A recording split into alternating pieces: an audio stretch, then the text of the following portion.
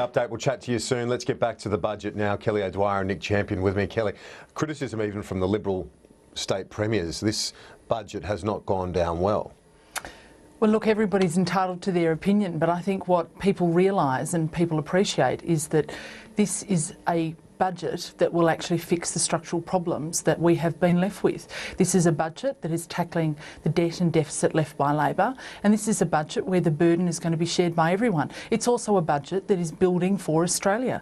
We are putting a record investment in infrastructure, more than $50 billion in infrastructure, which is going to be productivity enhancing for our nation, which will help our nation grow, and it will help people to employ more people so that we can get our economy going even faster. But also we're putting a down payment on the future because we're investing in the medical research future fund, and that's a $20 billion future fund that will be able to provide our researchers with the funds that they require in order to discover the cures that are needed. Yeah, well that's a great idea, but the problem is, and unequivocally a great idea, but the problem is how it's being funded, and the states certainly don't like the money that's been pulled out of the hospitals in the short term. Medical research in the medium to longer term, that's great, but in the short term, what about the hospitals? The premiers are blowing up about it. Well, Labor sort of signed up to all sorts of desperate agreements with state premiers prior to the last election, and we were very upfront. We said that they were promises into the never never that were completely unfunded, and it's very clear from the budget papers from the Commission of Audit that it was completely unfunded. What we're going to do is we're going to keep to our commitments. We are increasing health and education funding. In fact, we put more funding into education over the next 4 years because Labor ripped out $1.2 billion. Well, Nick Champion, do you think that this inevitably means another discussion about the GST now? Because the states have got to find this $80 billion or thereabouts from somewhere, and you can't raise that simply from land tax. Well, the Premier's belled the cat, and this is not a budget that fixes any structural problems. It's a budget that shifts them. It shifts them to state and territories. It shifts them to local government, and we're seeing, basically the beginnings of a savage austerity-style set of measures, forcing the state governments to either cut or to engage in, embark in a round of regressive taxation, either through land taxes or through GST, something of that ilk. So this is austerity. It's been tried in America, it's been tried in Europe. It hasn't worked in either.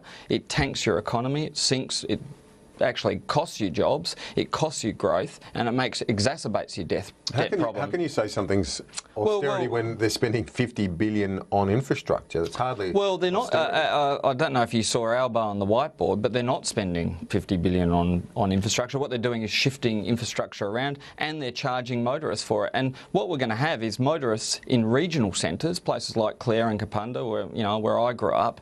They're going to be subsidising the building of roads in Sydney and Melbourne. But that's what's happening here.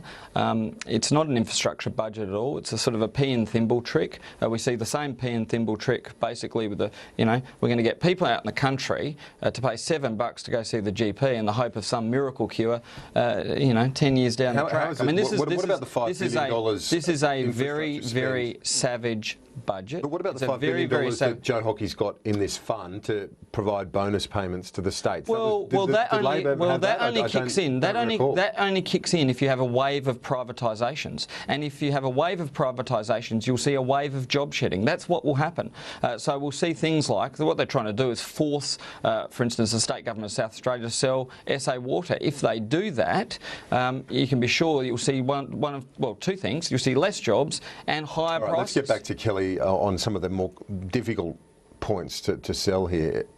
For example, the co-payment. How do you sell that to people who are struggling? And $7 is a lot of money. And I know that the Treasurer said yesterday, he told us that after 10 visits you get it for free, but that's still, it's a lot of visits, and for people that go a lot, that's going to hurt. Well, it's a price signal. This is a price signal, a $7 price signal for people who are visiting the doctor. And, you know, we can't take credit for the idea. This was an idea that was embarked upon and not only embarked upon but put into law by the Hawke government. So it's actually a Labor policy. It was taken out by the Keating government. Yeah, well, it's one of the reasons Hawke lost his leadership. I wouldn't be hanging your hat on it. It was hardly a success at the time. It was a disaster. Deep breath, deep breath. I'm just simply making the point.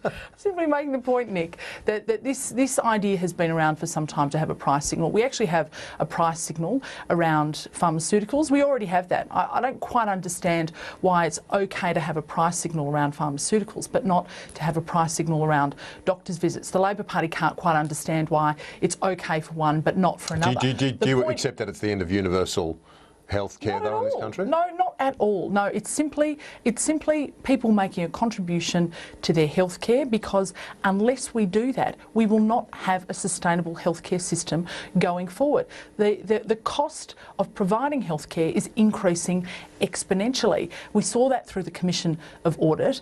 We actually want us to have a system that lasts going forward in perpetuity, that not only we can benefit from, but our children and their children can benefit from as well. That is why this is a necessary measure. Okay, well, let's hear Nick respond. And by the way, your Assistant Treasurer agrees with it. Well, look, Andrew Lee has written about this. Well, look, he actually agrees. I don't care. Look, frankly, I don't care what Andrew Lee wrote 20 years ago. I'll tell you what I do care about. I care about Medicare. I care about Medicare. And what this does is to gut Medicare like you would gut a fish. Right, it'll still look like a fish at the end, but none of the innards will be there. They'll all be out on the ground. And let me tell you, people, it might be all right. It might be all right in your electorate, right? It might be all right in your electorate. Let me tell you something. It might be all right in your electorate, but in the outer suburbs and in country areas, $7 tax will prevent some people from going to the doctor. It will prevent people on very low incomes who are now being hit by your cuts to pensions, your cuts to disability pensions. Those people will face a choice of paying the bills, paying the rent, or going to the doctor, and that will kill Medicare, because the whole idea of Medicare is if you're sick, you can go see the doctor. That's a fundamental thing. That's a fundamental thing.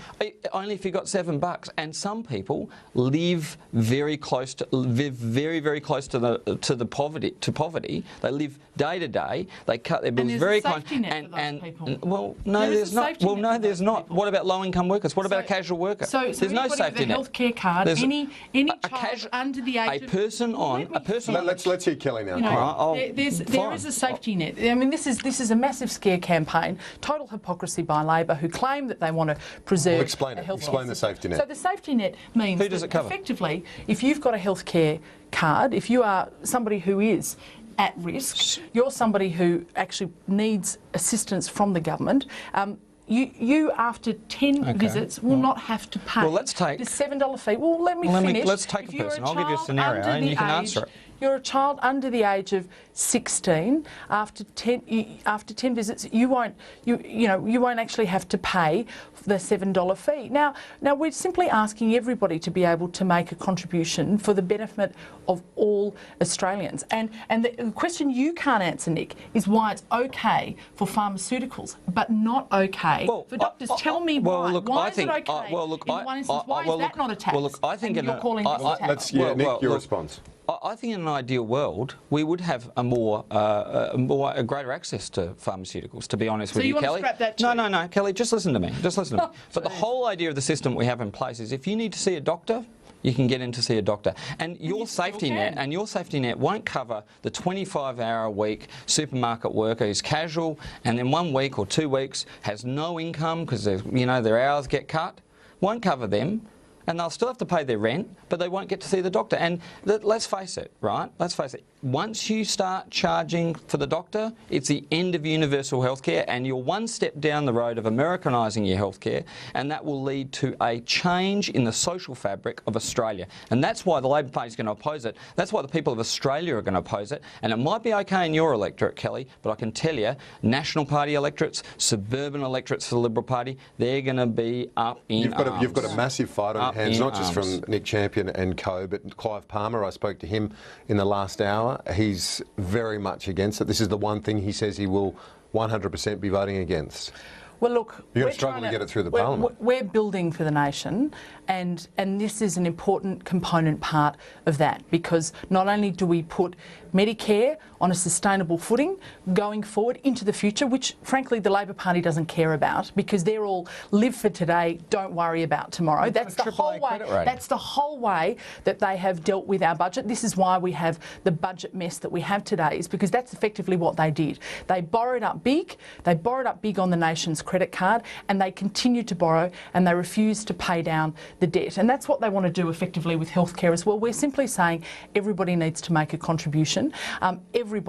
Everybody in our community needs to make a contribution, and that will make it sustainable going forward. Now, Clive Palmer, I mean, he might offer views on all sorts of things, and this will get debated in the Senate, and let's see where it goes. I think, broadly speaking, people accept that a contribution needs to be made in the same way that it is made to pharmaceuticals, and people are prepared to do that for the benefit of all Australians. We've got to go. Nick and Kelly, appreciate it. Have a good day. Great to be Quick break on AM Agenda. Back in just a moment.